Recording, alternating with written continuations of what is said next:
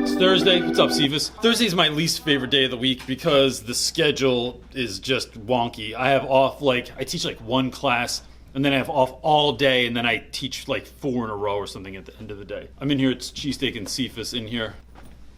Hi. I have 2 things going on. One is the Odyssey test some of the kids are taking tomorrow. They're taking the final. To review for that, we played Quizzo today. There were 5 rounds of questions. In those 5 rounds, there's five questions per round. And then I just ask questions off the test, and they have to answer them on a piece of paper and hand them in. You're good.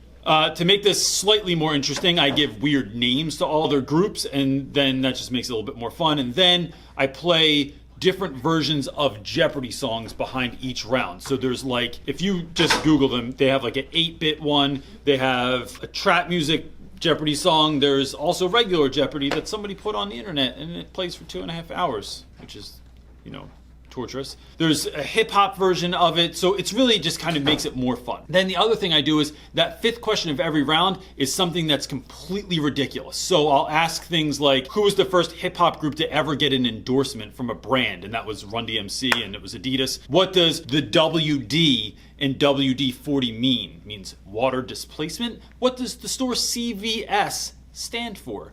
What is that little pocket on the inside of your pocket of your jeans used for? Again, what it's doing, as usual, is infusing a little bit of fun into the class, just makes kids laugh and makes being there a little bit more interesting. We also watched Thug Notes in class today, and I've talked about this in other videos, and Thug Notes is, I think it's called Wisecracker. I'm gonna link it down below, but if you go into my playlists on my channel, you can go under the Odyssey or any of the other books that we read in class, and you can see all the videos that I use for all those books. Thug Notes is, what I'm trying to do is tell kids that there is online content that can support your learning. And not all of it is the best, and not all of it is entertaining, and not all of it is super comprehensive. But if you've been reading a book and you have no idea what's going on, sometimes a video is enough of a hook to get you interested, or enough of a reminder of all the things that have happened so far. Thug Notes is slightly inappropriate, so I wouldn't suggest it for any class.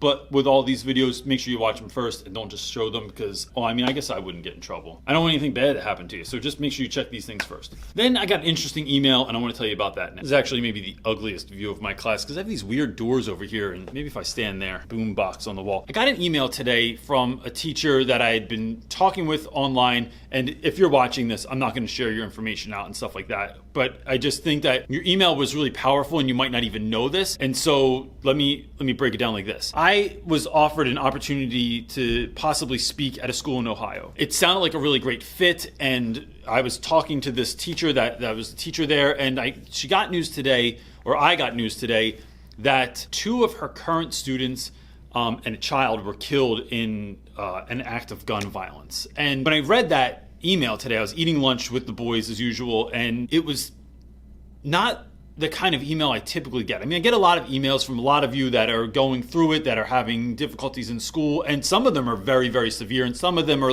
you just trying to find your way, right? And to be honest, it's my honor to answer all of the emails and the DMs and the Facebook messages. I love it. It takes me a long time because if you've ever gotten an email back from me, you know that you get a 5 to 10 minute video back. And so it takes a while to get that, but I just feel like that's more impactful than just getting a typed email back. Plus I hate typing, it sucks. But this email was profound in that I read it, and then the boys kind of saw the look on my face, and then we started talking about this and talking about what happened, the effects of gun violence. And we lost 3 students last year, almost 4. One of our graduates was almost killed last year as well, to gun violence. It's just Cephas.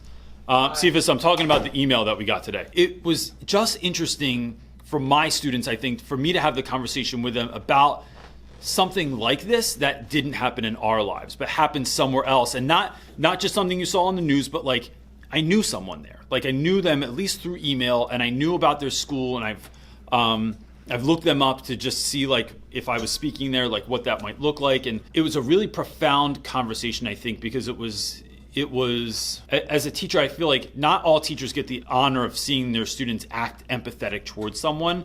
And that is always sort of a profound thing to me. So Cephas, come here real quick. I just think that was a really interesting moment today And I really liked that conversation. What was there anything that made you think of, or like what was going on? So Cephas was in the room, and it was me, Cephas, and Akers, and a couple other dudes. What were you thinking of today when we read that? I was just like, remember at the time where like we lost people here, people that I knew, people I was friends with, and how they aren't here anymore. And maybe like kind of remember how like we all, how like, as a school we all banded together. It's like when someone here passed, like he has a brother here who was a freshman, and I remember all the seniors, all the juniors, making sure he was good, make sure he was cool. Cause like although we weren't his blood brother, we were still like his like brother in spirit and stuff like that. And so I feel like the school which that tragedy has occurred, that they're all, like, I know for a fact they're going to band together and like try help each other out during this tragic time. So. That was a great answer, man. You always make me tear up a little bit. Not yet, but keep trying. All right. Am I giving you a ride home today again? Do you want to? I mean, I'm giving Sure. Cheesesteak a ride home. So for those of you that are really going through it, for those of you at that particular school, I'm not going to shout you out. I'm not going to say your names or anything like that because I don't want to invade your privacy. But just know that we are thinking of you, and that honestly, our thoughts and prayers are with you. Like, we're thinking about you and talking about you in class and trying to take something from this moment to learn from it. I think that's that. I think I'm gonna leave it there for the day. Tomorrow's Friday. We have a test, and then another class is doing a project. I'm gonna talk to you a little bit about that tomorrow, because the project is really, it's the love child. Love child! The project comes from a lack of understanding on the students' part of like what just happened in the story and how much happened. And so we're trying to break this down, and we're going to actually put them in charge of their own learning and in charge of the learning of the students around them to sort of like review this material before we take the test. Yeah, so until tomorrow, peace.